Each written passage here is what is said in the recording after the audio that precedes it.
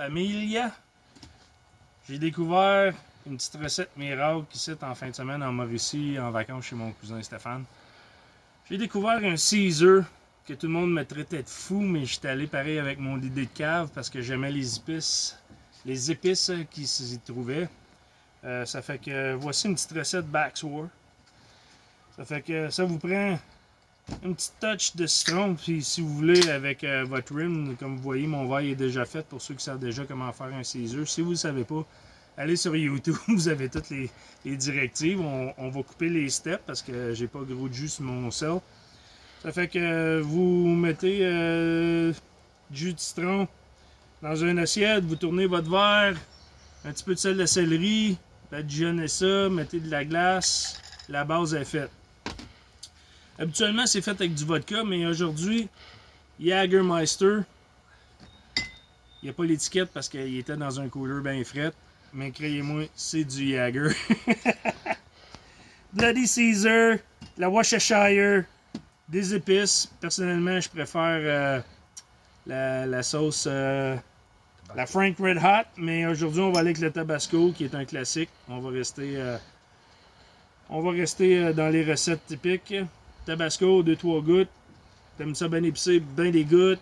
Merci beaucoup, ça va être solide.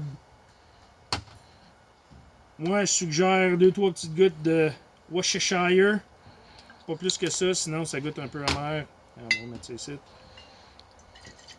La belle recette, vous voyez le givré qu'il y a là, ça a été réfrigéré en bas de zéro pendant une soirée complète. Ça va être solide.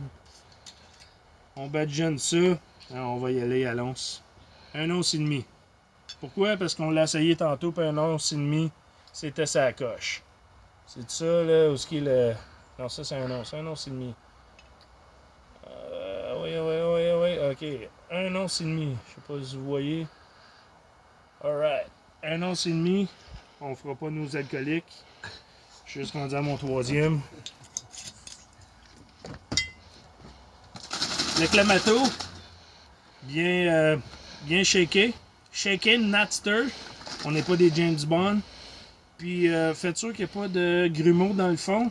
Parce que s'il est passé date, ça risque d'être très mauvais pour la santé. Ça fait que on vide ça pour que ça se mélange bien. Je te dis, c'est facile. Moi, j'aime rajouter une petite touch de citron. Même si on en met sur le rim. C'est tout le temps bon, 2-3 petites gouttes dedans. Si t'as des vrais citrons coupés en morceaux, gênez-vous pas. C'est encore plus solide. La touche finale.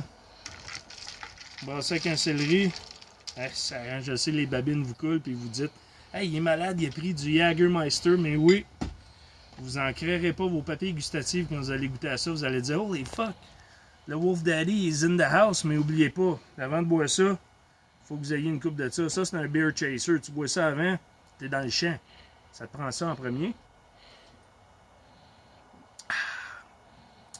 En passant, on n'est pas sponsorisé pantoute par personne. Excusez mon franglais. Puis avec tout ça, wow! Vous allez me remercier plus tard.